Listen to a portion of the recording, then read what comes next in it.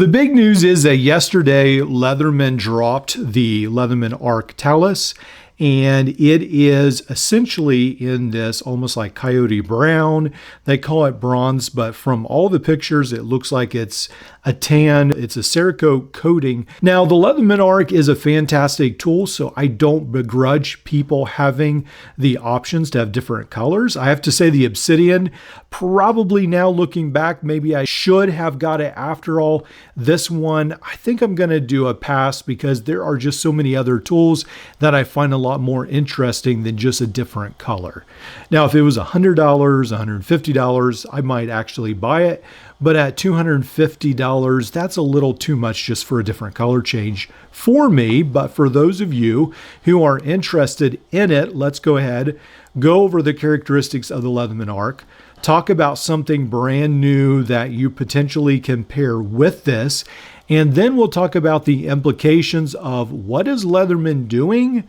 They're making some big changes, and we're seeing it now with the Arc, and some people will feel ripped off and will probably leave Leatherman forever. All right, so let's start with the Leatherman Arc.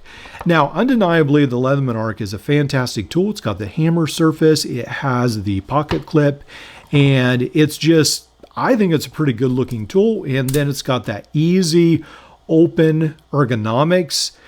For Leatherman, this is their smoothest tool they have ever made, I believe, and I really like it. It does have the cap crimper at the bottom. The problem is it is so expensive that I don't usually use it. There's the MagnaCut blade, and then there is the saw. Here is the bit driver and the can opener. On the other side, the inside tools will be this long screwdriver, the micro driver, and the all with the wire stripper notch as well.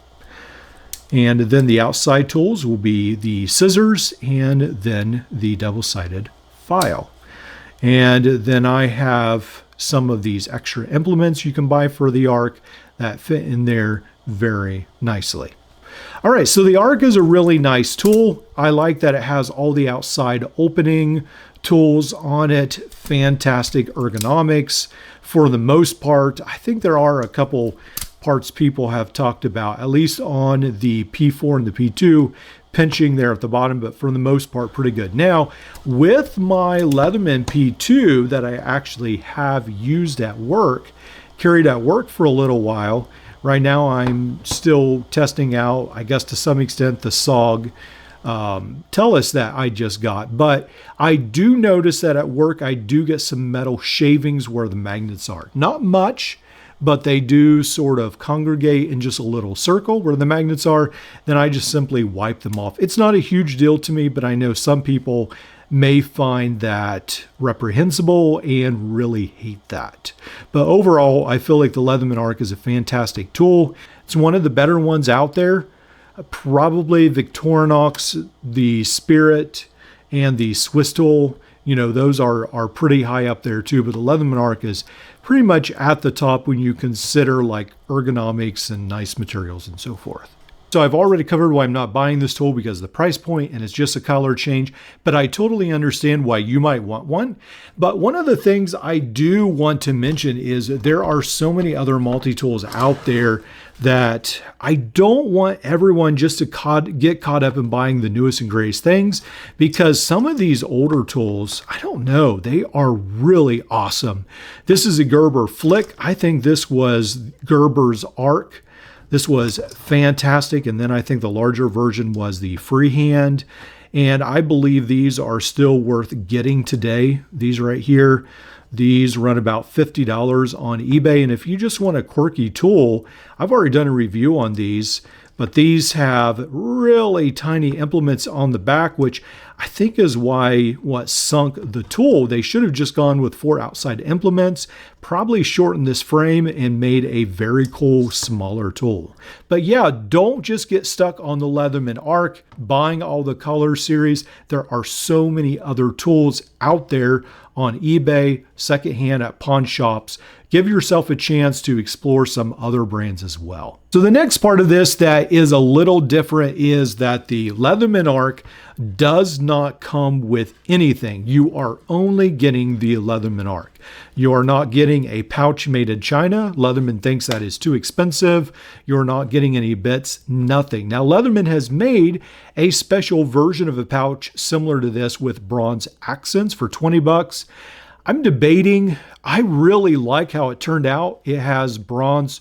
Well, when I say bronze and when they say bronze, it's more like tan stitching. That's what it looks like to me. But it looks pretty cool, the color versions. And it looks like one of the nicer Leatherman sheaths, but I have to say that when I got that orangish sheath, I was not that impressed with it. So this leads us to our next point, which is, I don't know if it's even valid, but I have heard a lot of chatter online about how Leatherman is doing away with the pouches. Leatherman is doing away with the bit kits.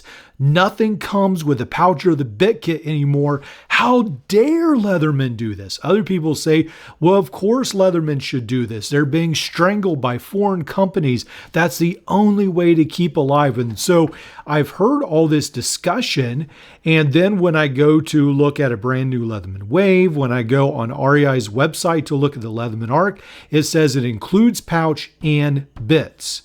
When you look at the new Leatherman Arc Talos on some of the websites, I think the one I'm showing on the screen is from maybe Blade HQ. It says comes with pouch and bits.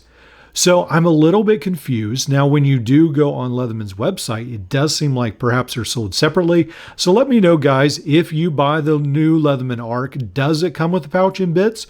Or are people right in is Leatherman making a change? Now, if they are making a change, that's something maybe we'll have to talk about later on. But as of this point, it does not seem like they're making a change all across the board, or maybe it's not implemented yet.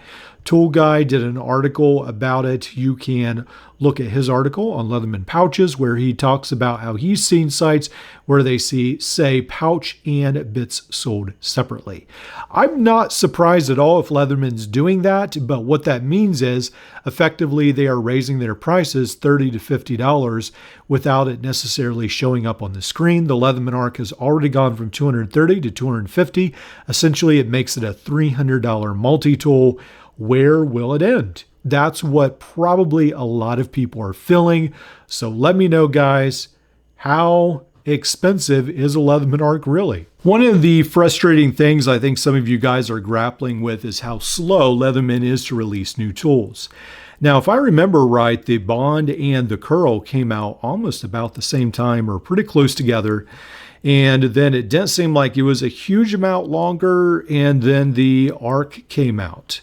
But after that, it seems like we haven't seen a whole lot of tools out of Leatherman. And historically, when you look at the multi-tool timeline, so historically, Leatherman, I think, has been somewhere around a new tool every 2 years when they started out.